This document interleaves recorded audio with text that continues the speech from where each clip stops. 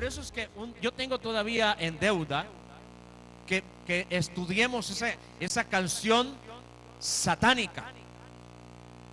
No es de Dios, no es bíblica, no tiene revelación esa canción. Y que toda la música de esta mujer, la que canta Arrebato, ¿cómo se llama? ¿Cómo se llama? Nancy Amancio. Esa mujer canta al diablo, no le canta a Dios. No se equivoque.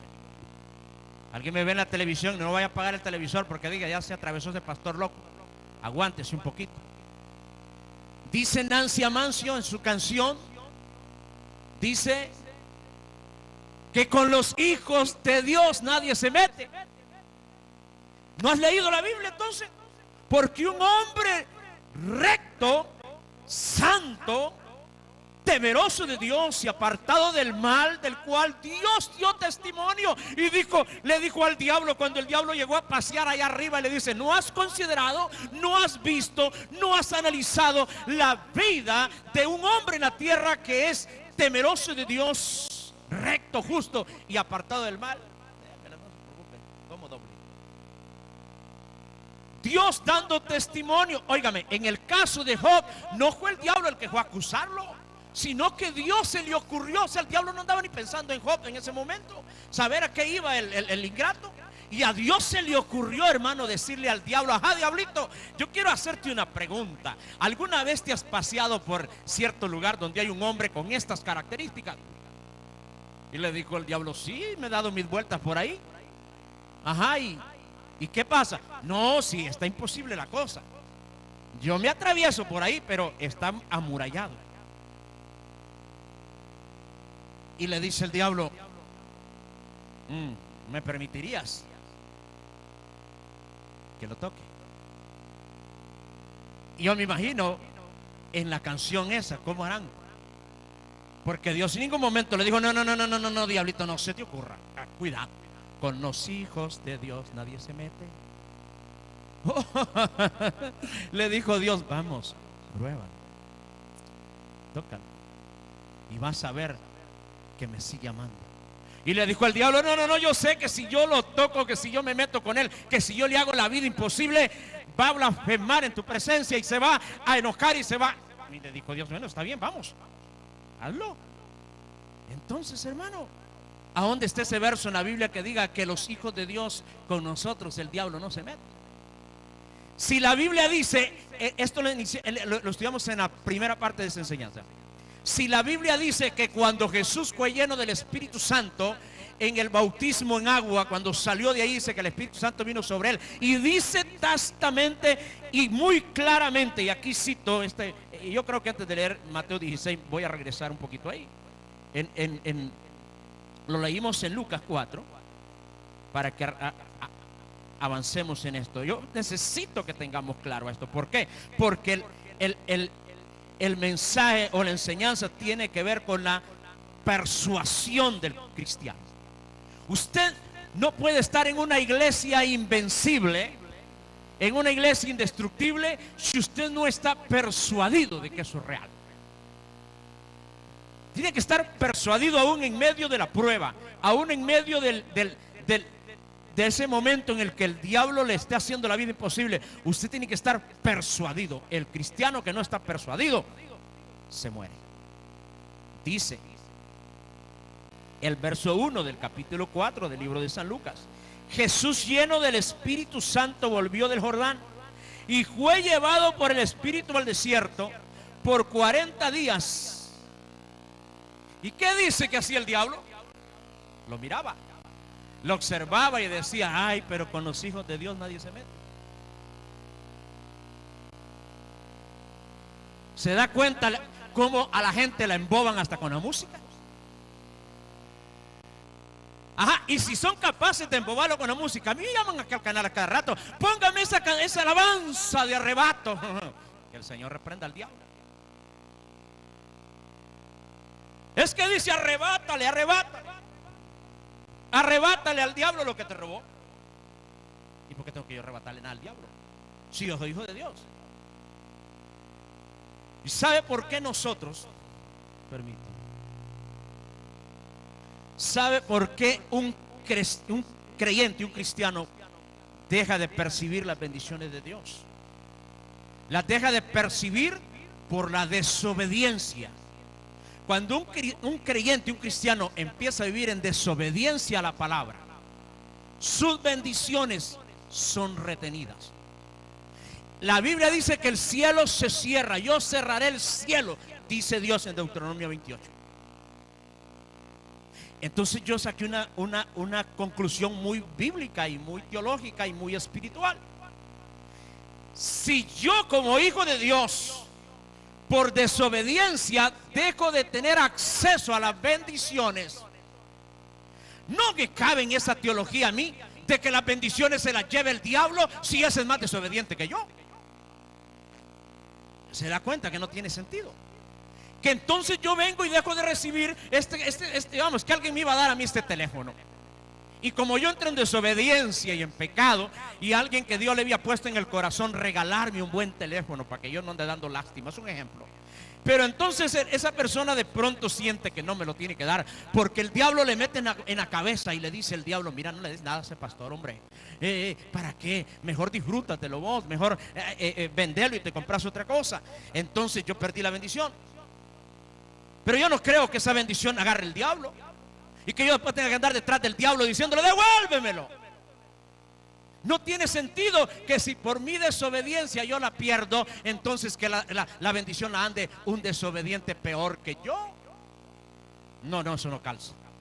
No tiene sentido. Sería un Dios atravesado el que tuviéramos nosotros.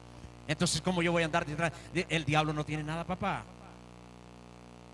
Nuestras bendiciones están en el cielo. O se abre el cielo para que la recibamos, o se cierra el cielo para recibirla. Pero aquí no hay ningún diablo que se la lleve. No hay que creer sus cuentos. Así que no hay que andar, no camine usted diciendo: mire, en Facebook aparecen tantas estupideces. Yo declaro que en esta mañana la bendición de Dios es para mí, dice. Usted puede declarar 50,000 veces lo que le dé la regalada gana, pero si usted está en desobediencia a la palabra, y si usted está viviendo en pecado, olvídese, ya puede declarar hasta en la policía y no vale. Es la obediencia lo que trae la bendición. Así que, hermano, aquí no dice en ninguna parte que el diablo no se mete con nosotros. Al contrario, usted se hace cristiano y se metió a pleitos con el diablo. El diablo le va a poner el ojo encima. El diablo lo va a andar buscando por donde se meta. El diablo va a buscar cómo perseguirlo y aún persuadirlo. Aquí tenemos nosotros la historia de los discípulos. Los discípulos andaban con Jesús oyéndole sus enseñanzas. Pero de pronto, en esta historia que estamos estudiando y en este tema que tenemos, Jesús andaba haciendo un trabajo enorme por persuadirlos.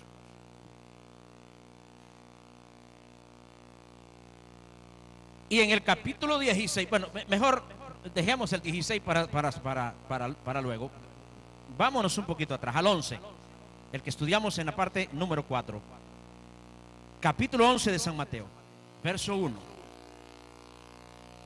Capítulo 11 del libro de San Mateo. Cuando Jesús terminó de dar instrucciones a sus 12 discípulos. ¿Qué estaba haciendo Jesús con sus discípulos? Dando instrucciones. Y dar instrucciones significa que les estaba enseñando reglas, especificándoles cómo funciona el reino de Dios. Jesús dice que terminó de dar instrucciones. ¿Cuáles instrucciones? Le voy a mencionar algunas. Dele vuelta a la página y céntrese en el capítulo 10. Dice en el verso 1: entonces, llamando a sus 12 discípulos, les dio autoridad sobre los espíritus inmundos para que los echase fuera y para sanar toda enfermedad y toda dolencia. Preste atención. Aquí el Señor le dio 3 recomendaciones, instrucciones, comisiones a los discípulos. Les dio, número 1, autoridad sobre los espíritus inmundos. 2, les dio poder para echarlos fuera. Y también poder para sanar toda enfermedad y dolencia. Los discípulos no solamente tenían autoridad sobre los espíritus inmundos, sino que también tenían la autorización de ordenarles para que los espíritus inmundos despojaran o desalojaran un cuerpo en el que estaban metidos. Y les dio un poder para sanar enfermos. El poder abarcaba todo tipo de enfermedad, o sea, un poder ilimitado. No dice que sobre algunas enfermedades, sino dice sobre toda enfermedad y sobre toda dolencia. O sea, ahí incluía hasta un dolor de muelas, hermano. Ahí incluía hasta un dolor de oídos. Porque dice toda enfermedad y toda dolencia. ¿Qué quiere decir esto? Poder ilimitado. Ilimitado. Jesús le está dando instrucciones. Jesús está entregándoles una autoridad sobrenatural. ¿Qué les estaba diciendo eso a sus discípulos? Que Él era el Mesías, el enviado de Dios. Quiero que visitemos Isaías un momento. Capítulo 61. Dice Isaías 61, verso 1: el Espíritu de Jehová el Señor, el Espíritu de Jehová el Señor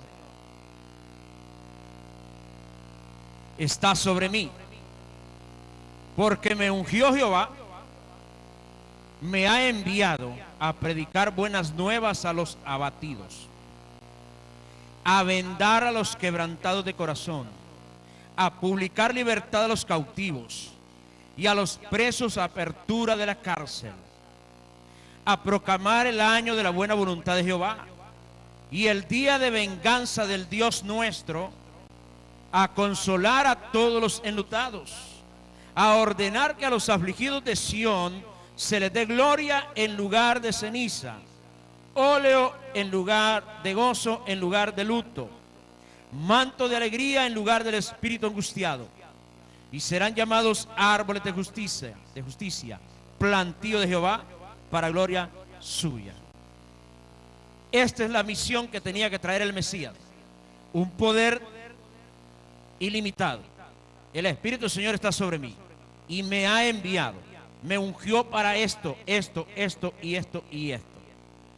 Cuando los discípulos reciben esa autoridad, esa comisión, ellos inmediatamente tienen que entender que el que les está hablando es el Mesías profetizado. Ellos tienen que estar seguros y convencidos, porque solamente el Mesías, el Cristo, es el único que traería ese poder. Dice Lucas, vamos a Lucas de nuevo, por favor. Dice Lucas, capítulo 4, verso 16. Vino a Nazaret, donde se había criado. Jesús vino a Nazaret, donde se había criado. Recuérdense que él fue bautizado en el Jordán. Vino a Nazaret, donde se había criado, y en el día de reposo entró en la sinagoga conforme a su costumbre y se levantó a leer. Quiere decir que Jesús tenía la costumbre de ir a la sinagoga siempre, y esa vez vino y ese sábado fue a la sinagoga. Aquí ya explicamos por qué lo hacía el sábado, porque el sábado era el día de reposo para israelitas, y Jesús era israelita, era judío y estaba bajo la ley. Entonces dice: y se le dio el libro del profeta Isaías, y habiendo abierto el libro halló el lugar donde estaba escrito: nótese que el que está escribiendo aquí, que es Lucas, no dice y leyó Isaías 61, sino que dice que halló el lugar donde estaba escrito lo siguiente: el Espíritu del Señor está sobre mí, por cuanto me ha ungido para dar buenas nuevas a los pobres, me ha enviado a sanar a los enquebrantados de corazón, a pregonar libertad a los cautivos y vista a los ciegos, a poner en libertad a los oprimidos, a predicar el año agradable del Señor. ¿Le parece conocido eso? Lo acabamos de leer en Isaías 61. Ahora Jesucristo lo está leyendo en una sinagoga donde hay un montón de rabinos y gente que está escuchando lo que Jesús está hablando, y dentro de los que estaban ahí también estaban sus discípulos. Porque recuérdese que cuando Juan dijo ahí el Cordero de Dios que quita el pecado del mundo, ya lo leímos en San Juan 1, verso 29 en adelante, dice que los discípulos de Juan se fueron detrás de Jesús, siguieron a Jesús, dejaron a Juan para irse detrás de Jesús.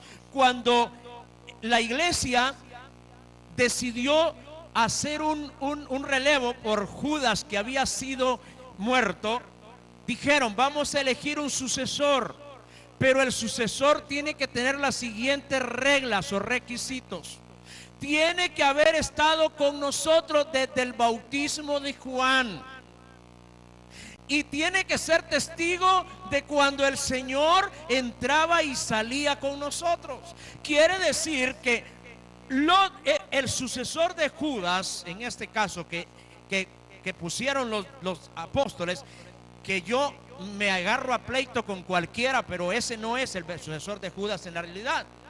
Ese es el sucesor de Judas al estilo humano, por discípulos que todavía no tenían el poder del Espíritu Santo para tener la sabiduría de elegir. El sucesor de Judas para Dios en el reino de Dios es Pablo. Ese es el apóstol número 12. Porque en el Nuevo Testamento y en el Apocalipsis no se habla de 13 tronos, se habla de 12. Y Judas no es uno de ellos. Y entonces, ¿a dónde metemos a Pablo? No me van a que le van a dar el trono del Señor, porque ese no se lo dan a nadie. Ese solo pertenece a Cristo. Así que si hay 12, Pablo era el apóstol reservado por el Señor, porque el mismo Jesucristo se le apareció, no le mandó un ángel, se le apareció Jesucristo, dice Hechos 9, y que le habló en hebreo, y él pudo ver una luz que lo cegó. Y luego Pablo dice en el libro de Gálatas que él dice: la palabra que tiene no la recibió de hombre alguno, sino por revelación directa de Jesucristo. Aleluya. Significa entonces que Cristo es el que lo nombró a él, y el que lo llamó, lo comisionó y lo ungió para ser apóstol. Qué bonito, qué bonito esto. Pero si los discípulos dicen en aquella reunión: para poner el suplente de Judas, necesitamos que el que participe en esta elección por lo menos haya estado con nosotros desde el principio del ministerio del Señor, en el bautismo de Juan. Entonces eso a mí me dice que lo de Lucas 4 fue cuando Jesús volvió del Jordán y vino a su tierra Nazaret y entró a la sinagoga. Entonces ya andaban allí discípulos con Jesús. Entonces cuando Jesús lee Isaías 61 y luego dice el Señor nuestro en el verso 20 de Lucas 4, espero que usted me esté siguiendo en esta enseñanza, y enrollando el libro, dice: lo dio al ministro y se sentó, y los ojos de todos en la sinagoga estaban fijos en él, y comenzó a decirles: hoy se ha cumplido esta escritura delante de ustedes. ¿Qué quiere decir eso? Que Jesús dice: oigan, mis amigos, eso que les acabo de leer, soy yo el que vengo a cumplirlo. ¿Qué quiere decir eso? Les estaba diciendo: yo soy el Cristo, yo soy el Mesías, yo soy el Dios que se profetizó que se haría hombre Por tanto, se le llamaría Dios con nosotros. Yo soy, dijo Jesús. Los discípulos están oyendo esto, hermano. Los discípulos están viendo esto. Y entonces dice el verso 22, y todos daban buen testimonio de él. Y todos daban buen testimonio de él. Y estaban maravillados de las palabras de gracia que salían de su boca. Y decían, ¿no es este el hijo de José? ¿Cómo este sabe tanto? Jesús sabía que estaban dudando. Jesús sabía que estaban pensando cosas contrarias. Sabía Jesús que estos de Nazaret no estaban persuadidos de que él era el Mesías Salvador. Por eso el tema es la persuasión. Persuadidos de quién es Cristo y de quién somos nosotros en él. Esto que pasó, pasó en Nazaret, lo que acabo de leer. Ahora Jesús en Nazaret al final lo trataron de matar. Lo echaron de la ciudad y lo quisieron tirar por un despeñadero. Entonces Jesús salió en medio de ellos y se fue. Y cuando se fue, dice el verso 31, descendió Jesús a Capernaum, ciudad de Galilea, y les enseñaba en los días de reposo. Y se admiraban de su doctrina, porque su palabra era con autoridad. Estaba en la sinagoga un hombre que tenía un espíritu de demonio inmundo, el cual exclamó a gran voz, diciendo, déjanos, ¿qué tienes con nosotros, Jesús de Nazaret? ¿Has venido para destruirnos? Yo te conozco quién eres, el Santo de Dios. Y Jesús le reprendió diciendo, cállate y sal de él. Entonces el demonio, derribándole en medio de ellos, salió de él y no le hizo daño alguno. Y estaban todos maravillados y hablaban unos a otros diciendo, ¿qué palabra es esta? Que con autoridad y poder manda a los espíritus inmundos y salen. Y su fama se difundía por todos los lugares de los contornos. Le pregunto otra vez, ¿qué es lo que a uno lo sostiene? La persuasión. Estar persuadido y convencido de que Dios es real y que lo que uno recibió en algún momento, una experiencia con Dios, eso te tiene que sostener hasta el final. Porque yo me ponía a analizar, Dios mío, si estos apóstoles no hubieran estado persuadidos cuando les dijeron que les iban a volar la cabeza, cuando Esteban lo agarraron a pedradas y murió lapidado, hermano, bajo una pila de rocas, de piedras.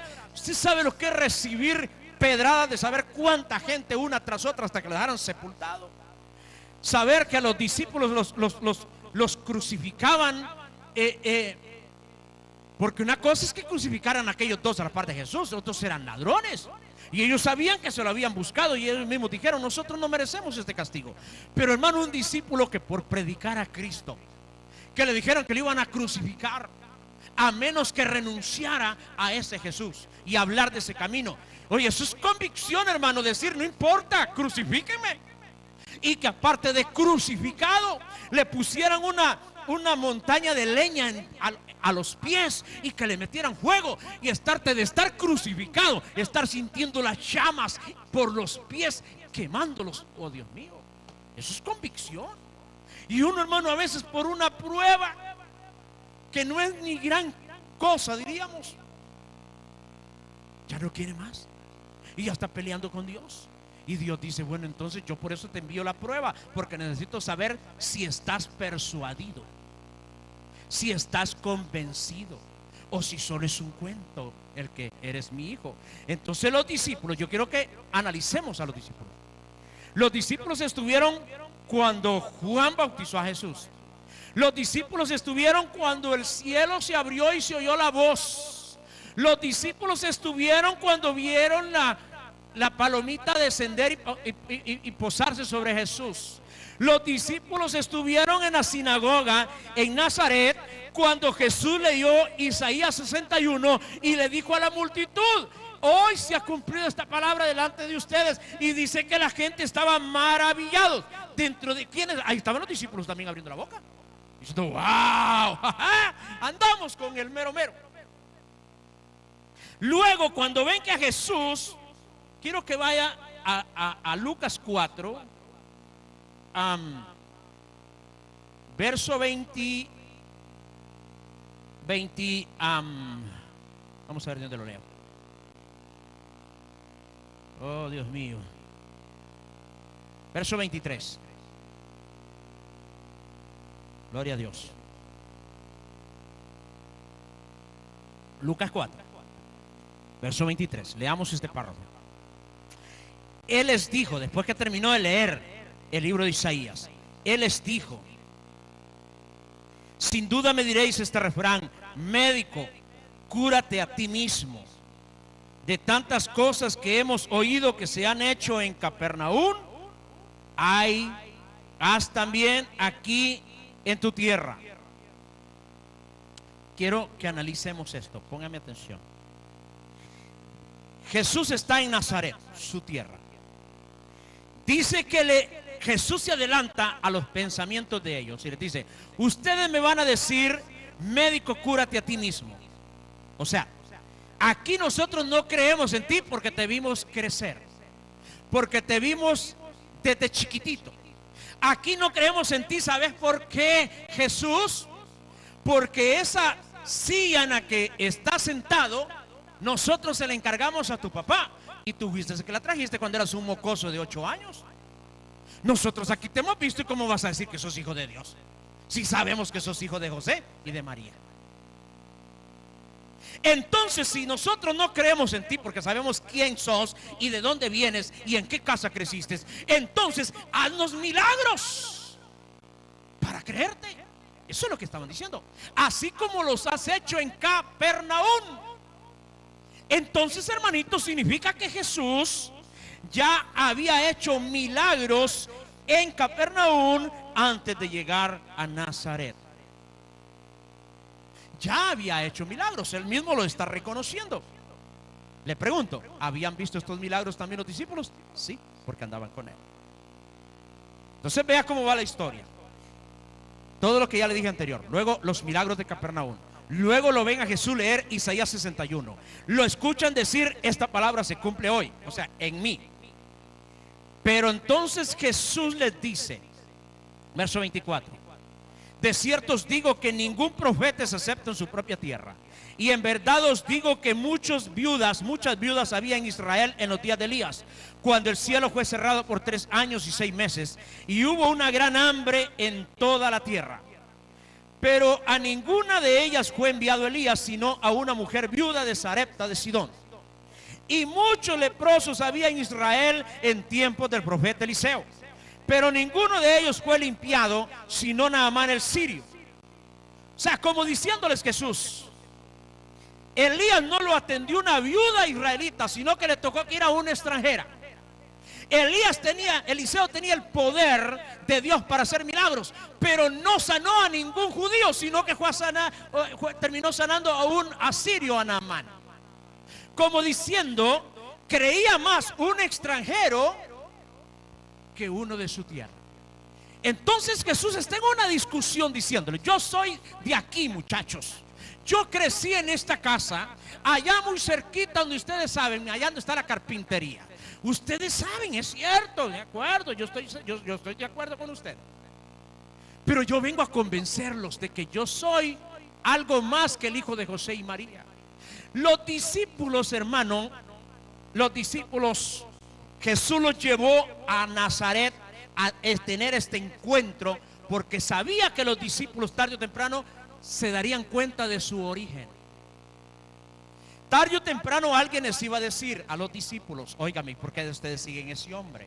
Si ese hombre no tiene escuela, ese hombre no creció en un palacio, ese hombre no tiene, nunca, aquí lo conocimos 30 años y nunca lo vimos resucitar, pero ni un pollo cuando se lo apedrearon a la mamá. Entonces los discípulos van a empezar a confundirse por las palabras que van a oír. Y Jesús dice, antes de que alguien me los confunda, yo los voy a llevar hasta Nazaret y los voy a confrontar con mi realidad. Y Jesús llega a Nazaret. Y en Nazaret Jesús se atreve a decirle a los que están oyendo, yo soy el de Isaías 61. Yo soy el que tengo el poder del Espíritu. ¿Y por qué Jesús lo dijo en Nazaret? Porque los discípulos lo habían visto en el Jordán. Va uniendo usted esto. Yo quiero que usted me comprenda esta enseñanza. Usted no puede decir que es cristiano si usted no tiene evidencias, si usted no tiene una convicción de un encuentro con Dios. Usted no puede decir que es cristiano si usted no conoce al Cristo poderoso. ¿Por qué le decimos nosotros a los de las otras religiones allá, o a los religiosos, mejor dicho, no a los de las otras, porque nosotros no somos ninguna religión, que no son cristianos? Porque no están persuadidos del poder de Cristo. Alguien que usa una imagen, una estatua para pedirle, no está persuadido del poder de Dios. Oiga, tiene más persuasión de la estatua que de Dios.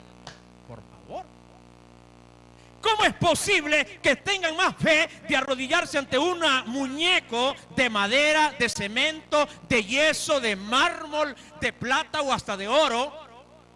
Tienen más fe en ese artefacto, en esa estatua, que en el Dios Todopoderoso. Porque si está convencido del poder de Dios, ¿para qué va a utilizar una estatua? Y alguien dice allá los que practican esto, dice, no, si es que ellos solo son mediadores. Pero si la Biblia dice claro, es que no la leen. Hay un solo mediador, dice 1 Timoteo capítulo 2 verso 5. Hay un solo mediador entre Dios y los hombres, y ese se llama Jesucristo, dice la Biblia muy tajantemente. No están persuadidos de Cristo. O sea, Jesucristo para ellos solamente es uno más de la colección. 30,000 mediadores y Jesús uno más. El 29,999. O lo pondrán, no creo que lo pongan de primero, porque si fuera de primero, a él le pedirían primero. O sea, lo tienen en el 30,000, mejor dicho. El número 30,000, si son 30,000 lo que tienen. Y alguien dice, no, si nosotros creemos en el Señor, lo que pasa es que para no molestarlo mucho, mejor le pedimos a otro que nos entienda a nosotros. Porque los santos, dice, son humanos igual que nosotros. Entonces no ha leído la Biblia. Jesucristo era humano igual que nosotros. Y dice el libro de Hebreos capítulo 5 versículo 8 y 9, que por cuanto participó, dice, de carne y de sangre igual que nosotros. Bueno, mejor leámoslo para que vaya y lo digo al revés. Hebreos capítulo 5, mire qué bonito esto. Dice, oh santo, verso 8 de Hebreos 5. Dice,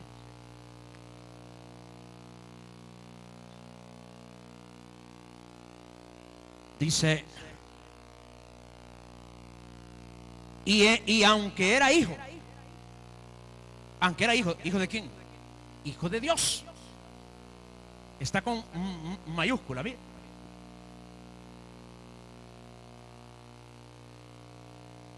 Padeando esa pantalla. Y aunque era hijo, con H mayúscula, significa que es hijo de Dios. Por lo que padeció, aprendió la obediencia. Y habiendo sido perfeccionado, vino a ser autor de eterna salvación para todos los que le obedecen. Dame el 7. Dame el 7. Y Cristo, en los días de su carne, o sea, en los días de su humanidad, ofreciendo ruegos y súplicas con gran clamor y lágrimas al que le podía librar de la muerte, fue oído a causa de su temor reverente. Hijo Jesús cuando estaba en la carne. Ahora vamos a ir aquí mismo a Hebreos. Dame el capítulo 2, hijo.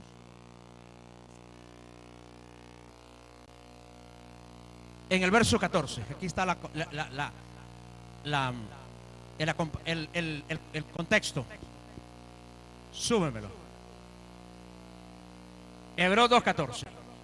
Así que, por cuanto los hijos participaron de carne y sangre, él también participó de lo mismo, Ajá. Entonces, mire, así que por cuanto los hijos, nótese que hijos está con minúscula, habla de los hijos de los hombres.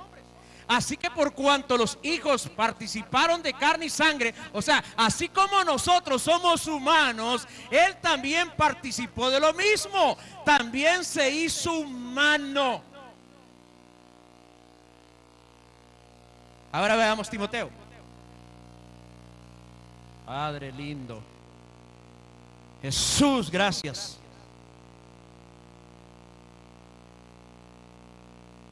Primera Timoteo, capítulo 3.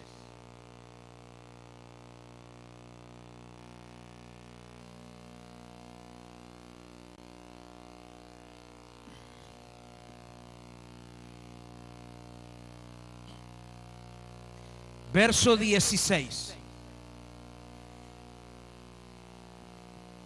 E indiscutiblemente grande es el misterio de la piedad. Dios fue manifestado en carne.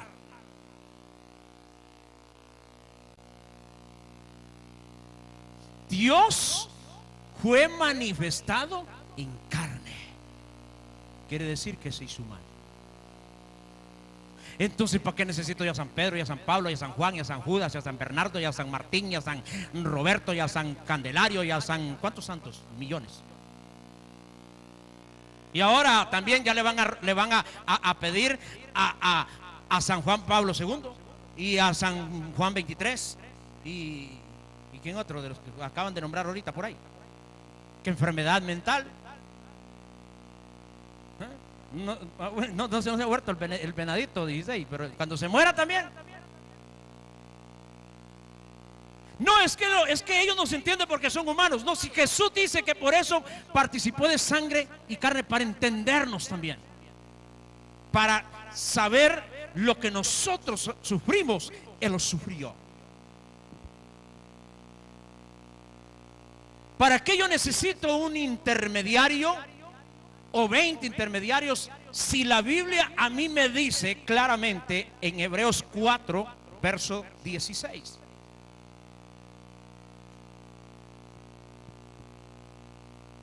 Hebreos 4, 16.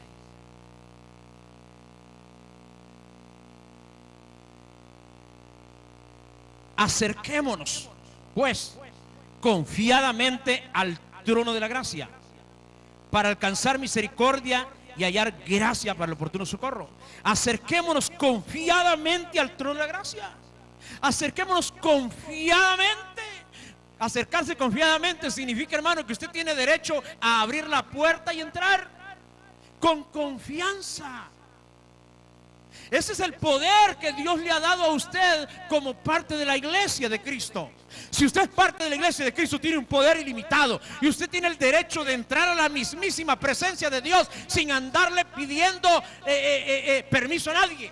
Usted no tiene que llegar a la puerta y decirle: Señor San Pedro, como dicen que San Pedro está en la puerta, otra mentira.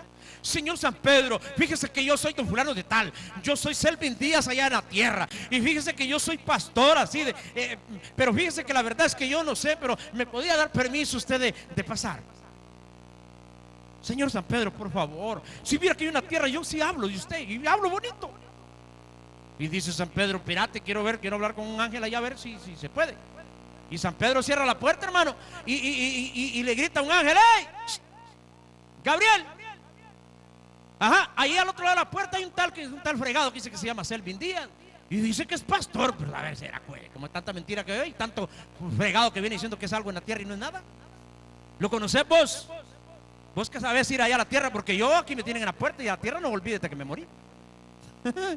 Porque no vienen, hermanos, si aquí vienen ángeles, pero los que se mueren cristianos no. Esos están allá tranquilamente viviendo sabroso en el paraíso mientras la resurrección. Pero un ángel sí viene. Entonces un ángel sí puede decir: ah, no, sí, allá, ese yo lo conozco en entrada de Copán. Claro que sí. ¿Y qué lo paso entonces? No, bueno, espérate, porque yo no tengo actividad para decir que pase. Voy a ir a hablar con Miguel, a ver qué dice. Ah, entonces se va a la oficina de Miguel y le toca a Miguel: señor arcángel, sí, fíjate que dice San Pedro. ¿Cuál San Pedro vos? San Pedro Sula. No, San Pedro el apóstol, el que tenemos en la puerta. Ajá, ¿qué dice? Que dice que al otro lado de la puerta hay un fregado que se llama Selvin Díaz, que es de la entrada de Copán y que es pastor de una iglesia que se llama Palacio del Rey, y que él viene a hablar con el jefe porque dice que quiere hablarle de algunos hermanos, de unas ovejas de la iglesia. Pero dice Pedro que si lo autorizas a que lo pase. Selvin Díaz, espérate para buscarlo, porque yo a la tierra ya tiempos que no voy, entonces no sé si está en la lista. Espérate, no hombre, espérate, que esto y los cuadernos ya no los usamos en el cielo, hay que usar la computadora. A ver, Selvin Díaz con ese. Sí, aquí estamos. Por ahí, sí. Entonces lo paso. No, espérate vos, que hay que hablar con el querubín. Si así fuera la cosa, hermano, se muere un enfermo y no se sana, porque había que andar de puerta en puerta. Pero Jesús dice: yo les doy un poder a ustedes ilimitado, donde ustedes pueden venir hasta el trono de la gracia sin andar pidiéndole permiso a nadie. Aleluya, gloria a Jesús. Ese es el poder del cristiano. Ese es el poder de la iglesia. Se la dieron a la iglesia y no ande pidiendo, hermanos, credenciales para reportarse en cada puerta de entrada. Va directo al trono de la gracia, dice Hebreos 4:16. ¿Qué es lo que le pasa a la gente entonces? Que no leen la Biblia, no conocen la palabra. Y mira el contexto de Hebreos 4:16, el verso 14. Vamos, dame el verso 14 ahí. Por tanto, teniendo un gran sumo sacerdote que traspasó los cielos, Jesús el Hijo de Dios, retengamos nuestra profesión. Retengamos nuestra profesión. Le pregunto, ¿qué significa la palabra profesión? Ay, Dios mío. Tiene que ver con lo que tú eres, con lo que tú haces. Esa es tu profesión. De lo que tú eres, de lo que a ti algo que te dieron, te establecieron, te otorgaron. Si nosotros somos hijos de Dios y tenemos, hermano, el deber de ser mensajeros, y si nosotros somos sacerdotes de la casa de Dios, entonces, hermano, nuestra profesión es ser sacerdote del reino. Y el sacerdote entra al altar sin andar con mucho cuento. El sacerdote, lo único que no podía olvidar al ir al altar era que tenía que llevar un sacrificio de sangre, y había que hacer el sacrificio en el altar para poder tener derecho a participar de las cosas del altar. Pero muerta la víctima y derramada la sangre, el sacerdote pasaba al lugar santo sin mucho cuento, porque ya había cubierto su falta con la sangre. Y entonces, cuando Cristo murió en la cruz del Calvario y Cristo traspasó ese umbral de la muerte, y cuando Jesús resucita, Jesús entra al cielo, traspasa los cielos y se sienta en el trono de Dios, y dice la Biblia que fueron limpias todas las cosas del cielo. El sacrificio está hecho, y si usted es sacerdote, el sacrificio ya fue hecho, la sangre ya fue derramada. Usted puede entrar sin problema y sin dificultad hasta el trono de la gracia de Dios. ¿Estamos claros? Retén tu profesión. Tu profesión es ser un sacerdote en la casa de Dios. Pero hay algunos que no retienen porque no la profesión. Entonces, como no son sacerdotes, necesitan usar un montón de intermediarios. Es ilógico que si a usted alguien le da, o mejor dicho, el presidente de la República le dice: señor Manuelito,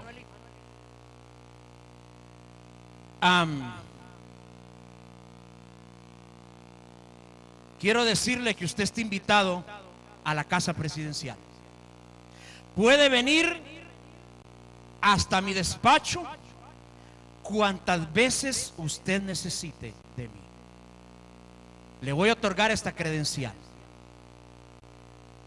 Esta credencial está firmada por mí.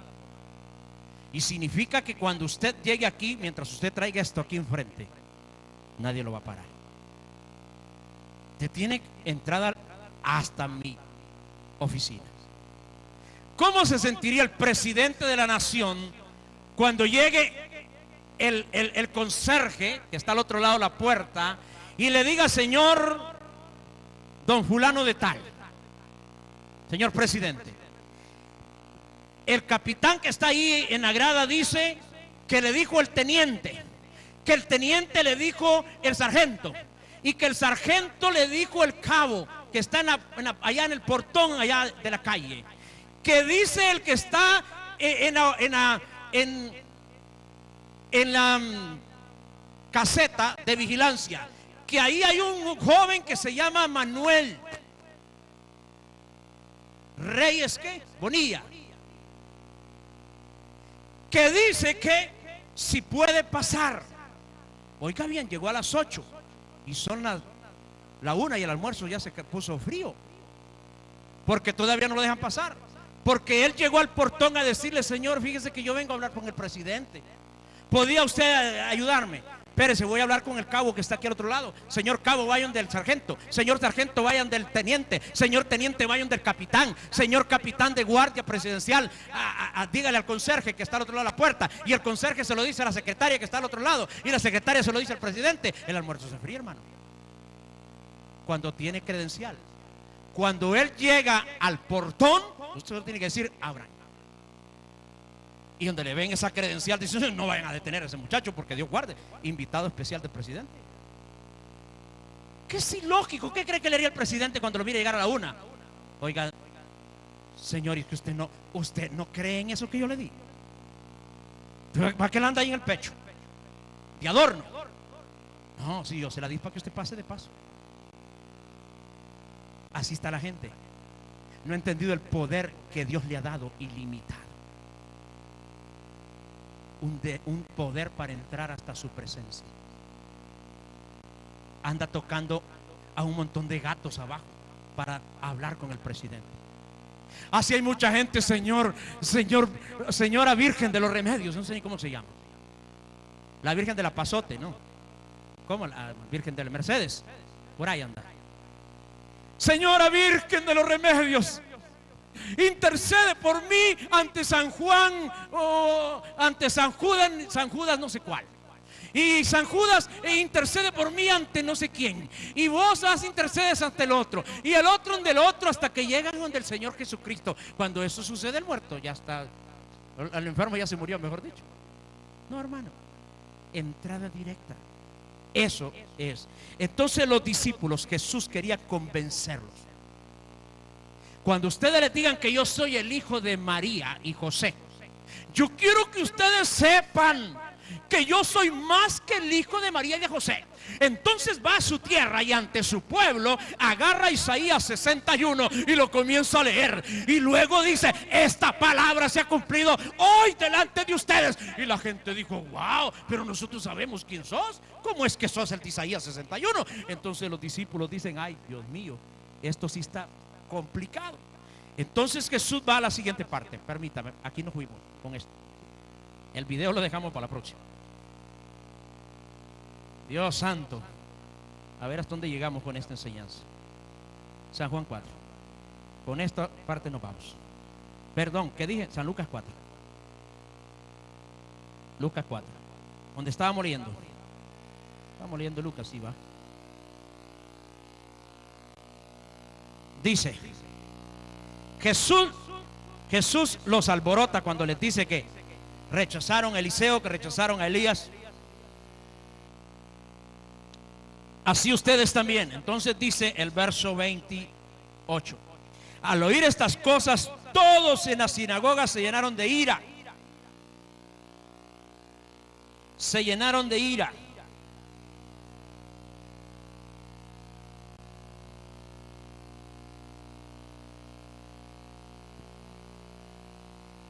Léase un poquito ahora, antes de esto.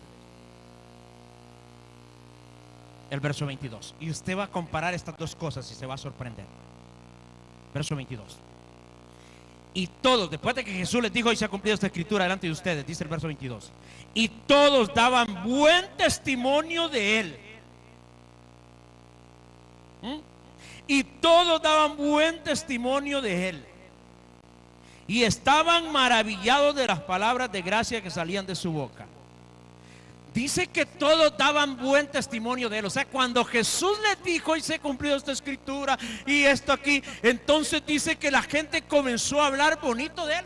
Y decían, ah, claro, si nosotros nunca te vimos a ti pelearte con nadie, jamás le pegaste una pedrada a nadie, nunca te vimos que nos vinieras y nos robaras un pollito, nunca te vimos que anduvieras pegando una mentira. Cuando tu papá no había hecho la silla, venías y nos decías, dice mi papá José que la silla se le va a entregar hasta el viernes en la tarde porque no la ha terminado. Nunca Jesús fue y le dijo, fíjense que la silla no se la hemos traído porque mi papá tiene una gran calentura, yo no creo que se le quite ahora. No, nunca mintió. Daban testimonio de Jesús de que era un joven recto. Y los discípulos lo oyeron. Entonces eso Jesús andaba buscando. Ahora viene y cuando les toca la llaga, dice que se enojan, se llenan de ira y pasa lo siguiente. Y levantándose, le echaron fuera de la ciudad y le llevaron hasta la cumbre del monte sobre el cual estaba edificada la ciudad de ellos. Nazaret estaba en un lugar alto. Dice que lo llevaron hasta la cumbre para despeñarle. Qué lindos compatriotas, va. Después de que estaban hablando maravillas de él.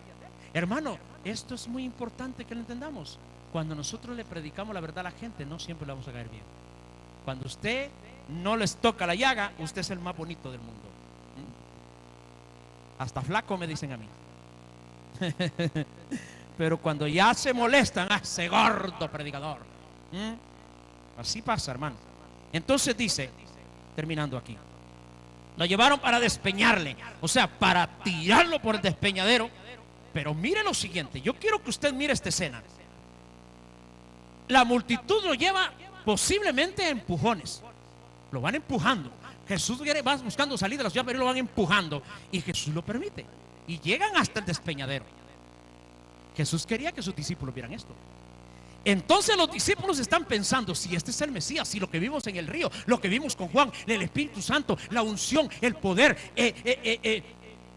los milagros, pero están a punto de matarlo, lo llevan empujones, los mismos de su tierra. Entonces la sorpresa, dice, mas él pasó por en medio de ellos y se fue. O sea que lo tienen, hermano. Yo sí se ha visto las películas cuando la gente está al borde del abismo, lo tenían ya a punto de tirarlo. A punto de tirarlo cuando los discípulos están con que, bueno, no se preocupe, si es el Mesías va a volar como Superman. Y de pronto Jesús les dice, bueno, señoras y señores, ya terminaron de empujar. No, todavía no, nos falta tirarte. Si eres el Mesías, tranquilo, déjate tirar a ver si vuelas. Y Jesús les dijo, bye bye, nos vemos, ahí vuelvo otro día. Y salió en medio de todos y se fue. Y nadie se atrevió a tocarlo. ¿Qué sucedió? Esa pregunta hay que verla. ¿Qué sucedió? Sucedió algo sobrenatural. De tal manera que en un momento Jesús sacó el poder que hay en él y todos quedaron helados, tiesos. Y Jesús con autoridad dijo, me voy y nadie me toca. Y Jesús comenzó a caminar y los discípulos vieron eso diciendo, bueno, entonces todos quedaron helados, igual con lo que pasó en el monte. En el monte de las lágrimas, en el huerto de los olivos. Esa historia se repitió allá. Los discípulos, cuando vieron a Jesús que lo agarraron preso, pensaron que iba a ser lo mismo de acá. Pero ahí había llegado el día y la hora de que lo crucificara. Jesús no pasó en medio como si nada, pero él aquí quería demostrarle a sus discípulos quién era él. Eso es lindo. Eso es para convencerlos. Quiero que usted, cuando estudia la Biblia, aprenda a ponerle atención a cada detalle, porque eso usted lo va a convencer. No es posible que lo hayan llevado al despeñadero y que no lo pudieran lanzar. Jesús, después que estaba a punto de morir, los discípulos estaban asustados. Yo imagino que los discípulos, unos estaban, que lo tiren, y otros diciendo, no, que no lo tiren, porque habían dudas, pero Jesús quería despejárselas y salió como nada. Ese es el poder limitado. Nosotros lo experimentamos en muchos lugares, y los apóstoles, muchos de ellos experimentaron este poder, que de pronto salían en medio de sus enemigos y los ojos se les cerraban a los que los querían matar. Si usted tiene a Cristo, hermano, Usted tiene un poder ilimitado y grande. No temas. No temas. Pueden rondar los 30,000 demonios alrededor de su casa. No tema. No tema. Usted tiene el poder. Usted tiene la autoridad. Te he convencido con que puede una enfermedad lo que venga. Te he convencido, persuadido que usted tiene un poder y que usted es de Cristo, hermano. Que no garantiza el que seamos cristianos que el diablo no se va a meter con nosotros. No garantiza que no se va a meter. Pero quiero que sepa que al final la victoria va a ser suya. A Jesús lo llevaron empujones. No sabemos cuánto estaba, hermano, la sinagoga hasta el despeñadero. No sabemos. Lo llevaron empujones. Lo más seguro, a veces que caía al suelo el pobre señor. Y lo llevaron empujones. Y por más, bueno, que hubo momentos que hasta lo agarraron a patadas. Y se camina. Y Jesús iba, hermano. Cualquiera diría, está rendido, lo tienen vencido. Y lo llevaron al despeñadero. Y entonces no, la Biblia no dice que Jesús desapareció de en medio de ellos en la sinagoga. Dice que fue en el despeñadero donde se desapareció.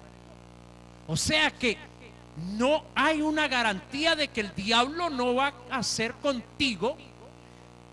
Te va quizás a revolcar, pero al final vas a salir victorioso. Esa es una persuasión que yo tengo y usted tiene que tenerla. Nunca llore por su principio, porque si usted llora por su principio no va a reír por su final. El que llora por su principio, el principio lo más seguro va a ser duro, difícil. Pero si tú te sientas a llorar y te das por derrotado, no vas a saborear la victoria que hay al final. La persuasión te va a sostener. Jesús sabía, los discípulos seguro decían, yo me imagino que algunos ya se habían quedado atrás. Ay, no, nos equivocamos. Mira a quién venimos siguiendo. Mira, aquí que lo conocen. Pero vos oíste que estaban hablando bonito de él. Pero mira, ahora lo quieren matar. Y mira, no se defiende. Y mira, lo llevan empujones. Mira, lo van. Señor, haz algo, decían los discípulos. Y Jesús decía, que aguanten, Señor, que no se me desmayen antes de que yo llegue al despeñadero, porque es allá donde quiero llegar. Hasta que llegó al punto donde no había más retorno. O lo tiraban al despeñadero o se iba en medio de ellos. Jesús hizo el milagro hasta que llegó al final. No lo hizo en la sinagoga, lo hizo en el despeñadero. Nunca te des por vencido en el principio. Aguanta hasta el final, que Dios te ha dado la victoria a ti. Oremos. Gloria a Dios.